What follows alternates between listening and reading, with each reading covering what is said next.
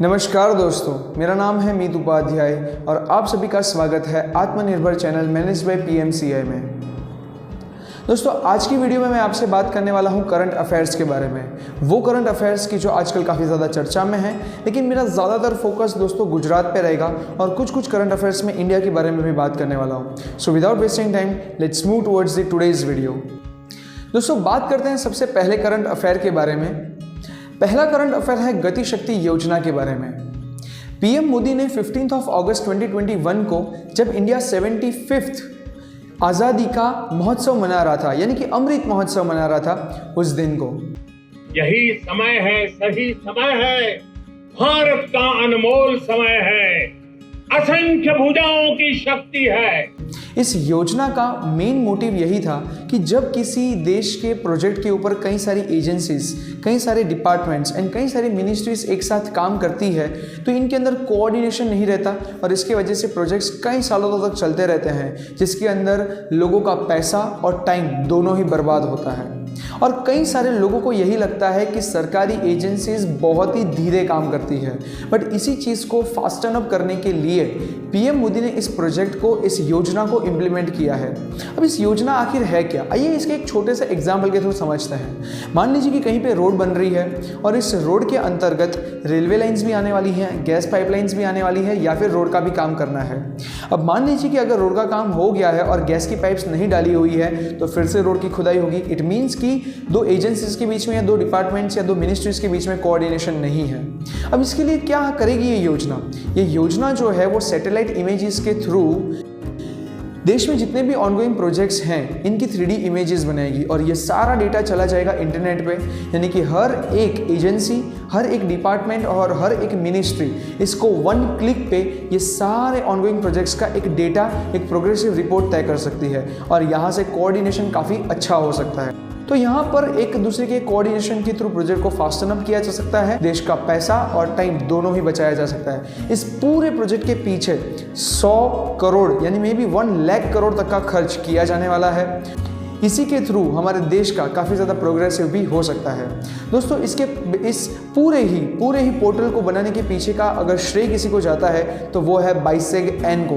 बाइसेग-एन यानी कि Bhaskaracharya national institute for space technology को। तो आई होप दोस्तों कि इस प्रोजेक्ट को जल्द से जल्द इंप्लीमेंट किया जाए और इसका यूजेज इतने ही अच्छी तरीके से किया जाए। Let's move towards the second current affairs. दोस्तों, 2 से लेके 8 अक्टूबर तक वाइल्ड लाइफ वीक मनाया गया गुजरात के अंदर। वाइल्ड लाइफ वीक वैसे तो इसलिए मनाया जाता है ताकि लोगों में अवेयरनेस आए, वाइल्ड लाइफ और बायोडाइवर्सिटी और इकोसिस्टम को प्रोटेक्ट किया जा सके। लेकिन गुजरात गवर्नमेंट द्वारा कई सारे एनिमल्स की रिकाउंटिंग हुई है और कई सारे ऐतिहासिक आंकड़े हमारे सामने आए हैं। जैसे कि कुछ आंकड़ों की मैं यहाँ पे आपसे बात करना चाहूँगा। जैसे कि एग्जाम्पल के तौर पे हम लोग ले सकते हैं पॉपुलेशन ऑफ अ लायन, जो कि 2015 के अंदर सिर्फ 523 थी, जबकि 2020 में इसकी पॉपुलेशन बढ़ के 674 हो चुकी है। लेपर्ड्स की पॉपुलेशन 2011 के अंदर सिर्फ और सिर्फ 1160 थी, लेकिन अब 2016 के अंदर इसको बढ़ा के 1395 कर दी गई है।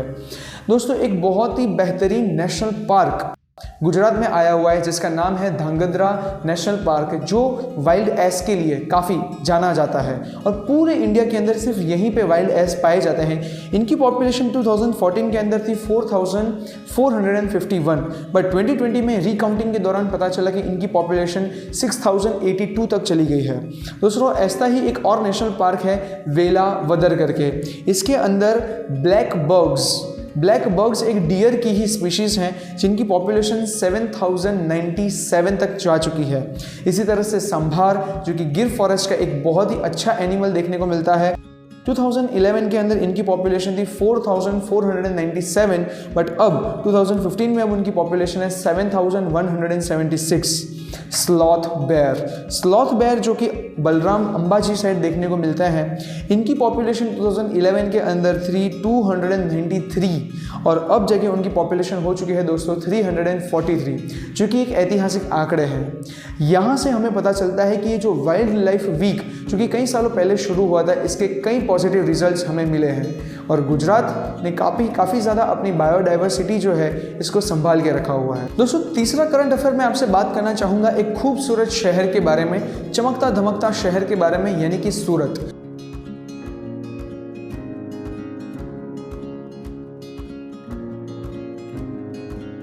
वैसे तो हम सब लोग सूरत को डायमंड सिटी के नाम से जानते हैं। तापी रिवर के किनारे पे आया हुआ ये खूबसूरत सा शहर यानी कि सूरत, बट इसमें कई राज छुपे हुए हैं।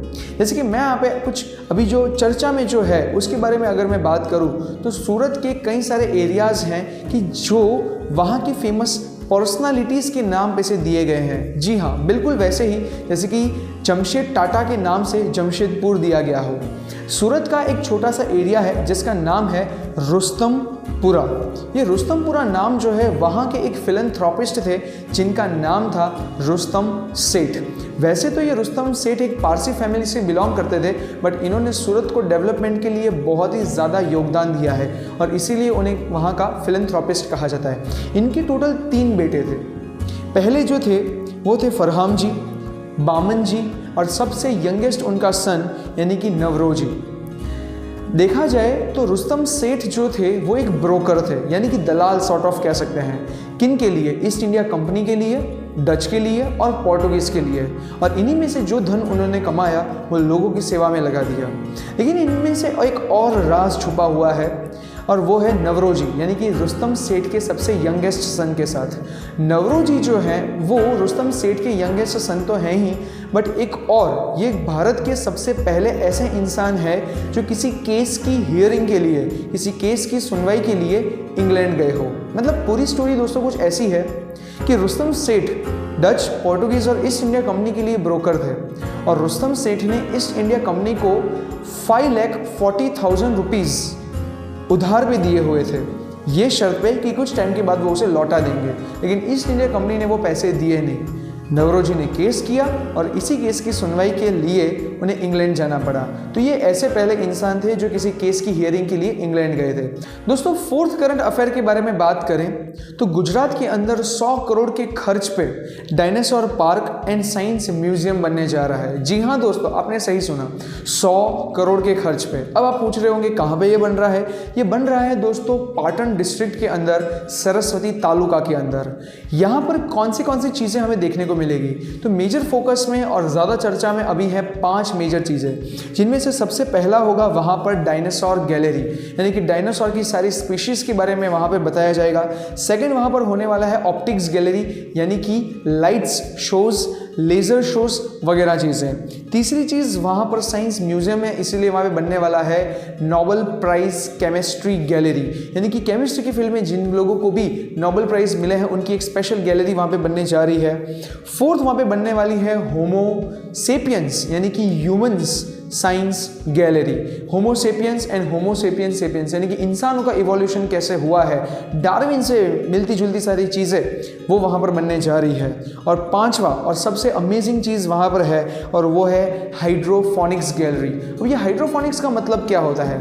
एग्रीकल्चर के फील्ड के अंदर जितना भी डेवलपमेंट हुआ हो, जैसे कि वर्टिकल फार्मिंग है या फिर HYV सीड्स हैं, ये सारी चीज़ों के बारे में वहाँ पर बहुत ही ज़्यादा टेक्निकल नॉलेज जो है फार्मर्स को और स्टूडेंट्स को वहाँ पे दिया जाएगा।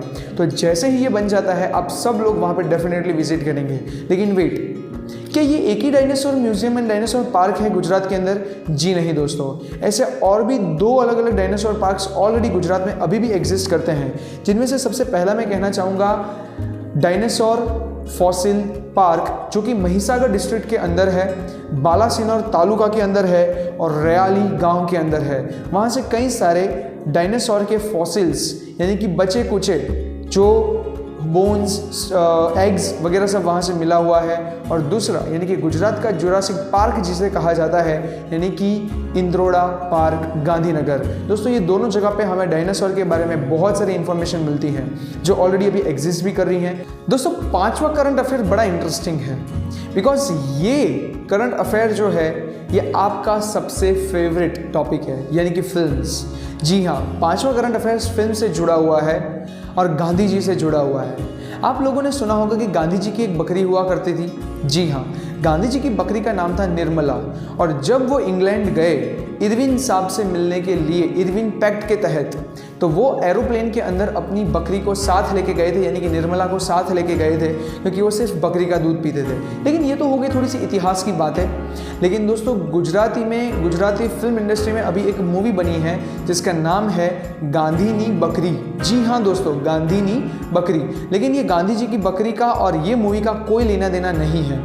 सबसे पहले मैं आपको बताना चाहूँगा ये फिल्म क्यों आजकल चर्चा में है। बिकॉज 2021 के अंदर कैन्स फिल्म फेस्टिवल के अंदर इस फिल्म को प्रदर्शित किया गया है। कैन्स फिल्म फेस्टिवल दोस्तों फ्रांस में आयोजित किया जाता है। यह फिल्म के डायरेक्टर हैं उत्पल मोदी और इस मूवी के सॉन्ग्स जो लिखे गए हैं, लिरिसिस्ट जो हैं वो हैं चीनू मोदी। ये पूरी फिल्म की जो स्टोरी है वो 1975 के अंदर इंदिरा गांधी की सरकार के दौरान किए गए इमरजेंसी से आधारित है। बट ये ओरिजिनल स्टोरी नहीं है।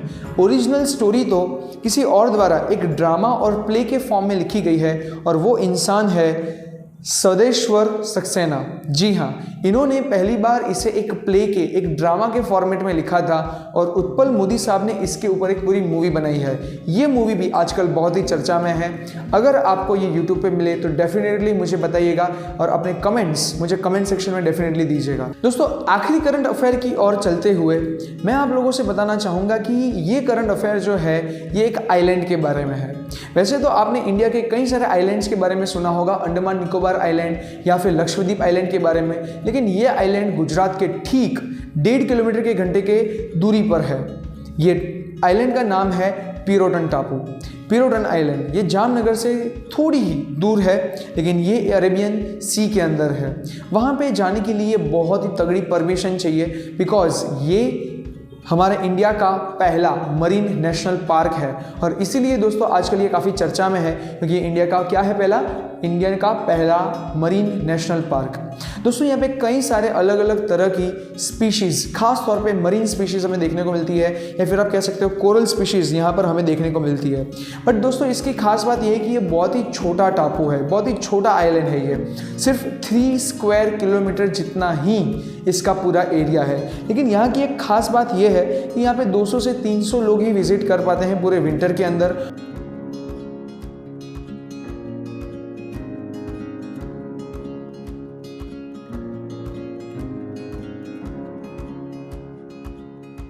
और वहाँ पर एक मस्जिद आई हुई है ख्वाजा खिजर रहमतुल्लाह की। ये एक देखने लायक जगह वहाँ पर भी है।